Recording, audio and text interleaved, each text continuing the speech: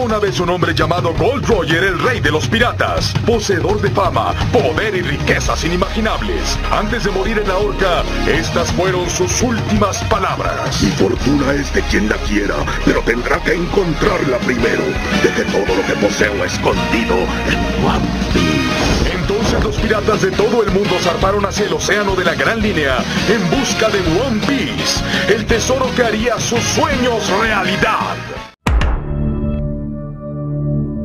Con más de 1000 capítulos de anime producidos por Toei Animation y con una revolución comenzada en 2018, colocando la franquicia de Eiichiro Oda como el principal producto de animación del estudio, incluso por encima de proyectos como Dragon Ball y su relanzamiento con Dragon Ball Super Broly. One Piece está llegando a su clímax, y el manga que conquistó el país del sol naciente encuentra un pequeño problema con su anime, que ha tenido, como dije, bastante atención de Toei Animation, incluso por encima de Dragon Ball. El problema del anime es bastante simple: el tiempo. Los más de 1000 capítulos contienen bastantes minutos de relleno, que a su vez hacen que sea imposible maratonearse la serie como debe de ser. Es ahí donde entra la necesidad de este live action, que nos presenta una introducción mucho más rápida, comprimida y con cohesión, es decir, que muchos puntos conectan de manera sublime. Después de haber visto los 6 episodios y pasado por varios momentos emotivos, esta adaptación me ha gustado mucho por cómo se conecta la historia de origen de Luffy y Sanji. Ha sido verdaderamente magistral, además que se ha utilizado un lenguaje cinematográfico bastante interesante para presentar estos momentos. Para aquellos que no lo sepan, cuando inició el anime de One Piece no contaba con muchísimo presupuesto que digamos. De ahí que surjan los problemas que ya te dije con el tiempo del anime, los pequeños rellenos y también las transiciones entre una semana y otra para que el anime no alcance al manga. Sin embargo, este problema abre la oportunidad al que live action haga conectar a un nuevo público con la obra de Oda. Do wanna be an American idiot? Do want a nation under the new media? Can't you hear the sounds of the stereo? The subliminal mindfuck America. Welcome to a new kind of tension all across the alien nation, where everything is meant to be okay. Television dreams of tomorrow, not the ones who are meant to follow, for baptism up to argue. Seamos honestos, con el paso del tiempo hemos perdido o habíamos perdido la fe en que Netflix por fin consiguiese un live action decente. El último precedente que tuvimos fue Cowboy Bebop. Este tremendo anime que parecía estar en buenas manos terminó siendo un producto muy insípido por varias razones. Daba la impresión que Netflix estaba comprando cosplays carísimos, pero sin saber contar una historia y sin saber replicar el estilo en una buena narrativa. Y es que Netflix ya se había ganado mi confianza con 2 productos en específico: The Umbrella Academy, que adaptaba un cómic de manera impresionante, logrando un hype, música y montaje bastante sobresaliente por encima de muchas series, contando una historia distinta, alocada, con buenos efectos, entre otras cosas. La tercera temporada tiró esto por tierra por ciertos temas que se le han achacado a la empresa, como la inclusión o ciertos temas progresistas. Sinceramente, yo vivo en un pueblo, hay cosas que realmente no me afectan, así que el ver cómo ciertos gringos gritan sus ideologías se me hace un poco interesante. Y con Dark, la que yo considero una de las mejores series hechas para streaming jamás escritas, realizadas. La primera obra alemana de la empresa rompió todo con su guión, su complejidad, los símbolos y sobre todo esta narrativa. Sin duda ya sabemos de la gran mentalidad alemana, pero esta historia fue absolutamente otro nivel. Netflix me parece que había hecho algo para la posteridad y no solo para las agendas norteamericanas, Twitter y toda esa gente que le gusta pues difundir sus ideas. Me parece que esta obra iba más allá, era una obra para ver una y otra vez sin importar cuántos años pasen. Pues bien, me parece que desde el término de Dark en 2020 no había salido nada que realmente llene a los espectadores. Netflix se quedó estancada y en lugar de ir para arriba y superar esto, comenzó a ir hacia abajo. No ha salido otra obra que supere a Dark.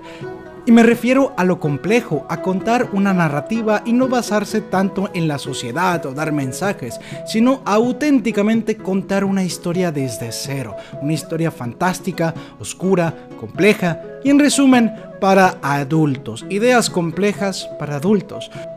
Así que Netflix realmente había tenido buenos trabajos si sabías por dónde buscar. Y así es como llegamos a la adaptación de One Piece supervisada por Eiichiro Oda. Sin duda, a gusto personal y como alguien que no es fan de One Piece, que no se ha visto los 1000 capítulos, me pareció una introducción que hilaba mejor las cosas como expliqué en mi introducción. Y es que el anime, para ponerte al día con lo que hemos visto, necesita unos 40 y tantos, casi 50 episodios.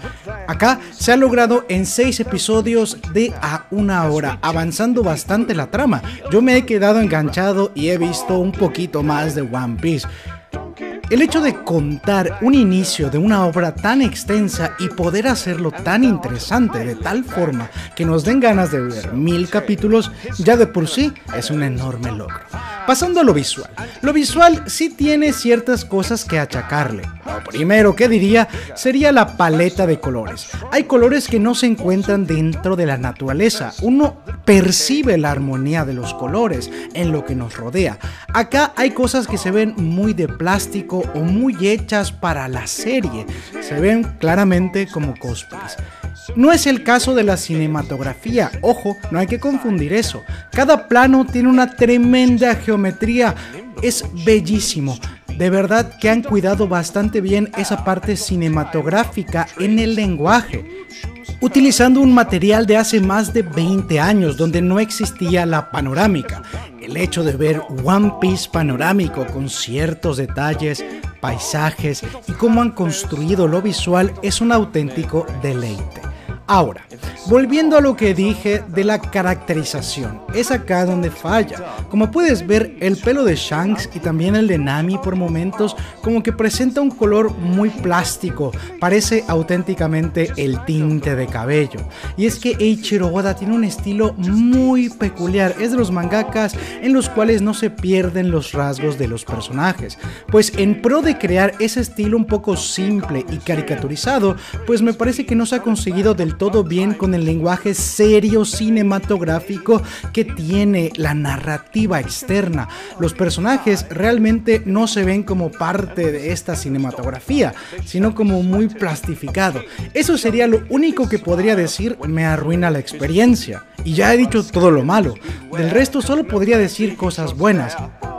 El problema estético se solucionaría desgastando un poco la ropa de los personajes y dándole un filtro más realista, pero como puedes ver, se ha conservado el mismo estilo de Cowboy Bebop.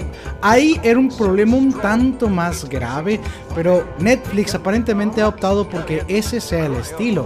Como de los live action, pero parecen cosplayers, entonces es como un poquito extraño. Hace falta ese estilo un poco más realista que sí tienen las películas americanas y los trajes de superhéroes, que son hechos o readaptados para la gran pantalla y para verse pues con más armonía en colores y detalles. Eso sería lo único que diría es malo o que puede afectar a alguien de ver todos los 6 capítulos.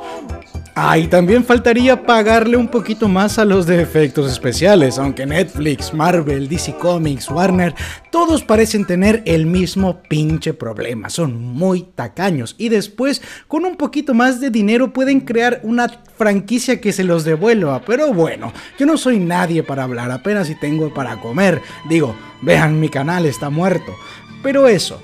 Pero en conclusión, Netflix sí lo ha conseguido. Me he quedado con ganas de una segunda temporada, ojalá no la cancelen, que es otro problema de la compañía, ir cancelando este tipo de productos, este tipo de series en su primera temporada. como ya lo fue en 1899, otra obra de barcos por los autores de Dark, Daran Boadar y Janet Fraser. One Piece tiene el potencial de seguir avanzando si se prioriza la narrativa de arcos en vez de la narrativa episódica. Sí, nos hemos saltado el capítulo del perrito, que es muy emotivo, que defiende la tienda de su dueño después de que muere, pero pues claramente esta narrativa de arcos es para digerir mejor una obra extensísima. Puntos importantes como el que dije al inicio del video: la historia de origen de Luffy y Sanji quedan de mejor manera así. Se nota ahí como el autor ya tenía todo planeado desde el inicio, que es la idea, que todo ya estaba planeado y que One Piece no se escribió sobre la obra como por ejemplo Dragon Ball. Esto lo recalca muchísimo el live action, así como ocurre con el manga. Y creo que esa es la esencia de One Piece, los mensajes. Esto es Eiichiro Oda, conectar las cosas, emocionar al espectador. Lo visual es importante, las peleas son importantes, sí. Mi momento favorito y lo que me ha hecho conectar con esta obra con la que nunca pensé conectar fue precisamente la historia de Sanji. Creo que por lo que he vivido estos últimos 3 años, en los que estoy en un problema legal con mi padre, en los que mi pareja realmente nunca me quiso, en los que no tengo un peso en el que caerme muerto ni visitas y Shingeki no Kyojin ya va a morir junto con mi canal, como Eiichiro Oda da este mensaje de que el azul infinito es real, conectando a Sanji y Seth con este ideal. Es claramente una metáfora de que el One Piece es real. Los símbolos de ambos personajes que más adelante estarán enemistados. Sí, ya me sé el spoiler. Ambos caminos estarán separados, pero tienen un origen en común: el fetiche de muchos autores de manga, que su antagonista y protagonista sean igual de humanos, igual de desarrollados, no caricaturizar los ideales de nadie. Esta historia, que además tiene bastante de fábulas, cuentos y moralejas, toca profundo, o al menos en mi caso eso fue. Diría que la batalla de Buggy me gustó, pero eso no es del todo One Piece, no es las peleas. Esa es la parte shonen, para los niños de 13 años, para aquellos que tienen más de 18 y se siguen sintiendo niños y solo quieren ver luces y golpes y sonidos y bla bla bla. Está bien, pero el mensaje profundo de One Piece me parece que no es ese. Por eso el One Piece y el tesoro es tan metafórico. Acá claramente hay muchísimos mensajes. Cómo las personas están conectadas a un sueño, que también es el mensaje del personaje de Luffy: nunca abandonar tus sueños. Y cómo las dificultades pueden amainar hasta el espíritu más fuerte, pero nunca destruirlo.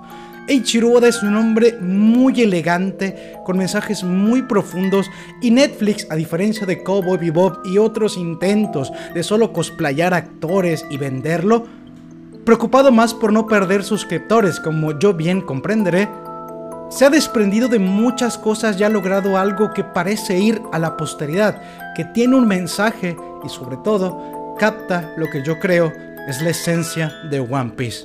Así que sí, finalmente lo lograste, Netflix. Omedeto.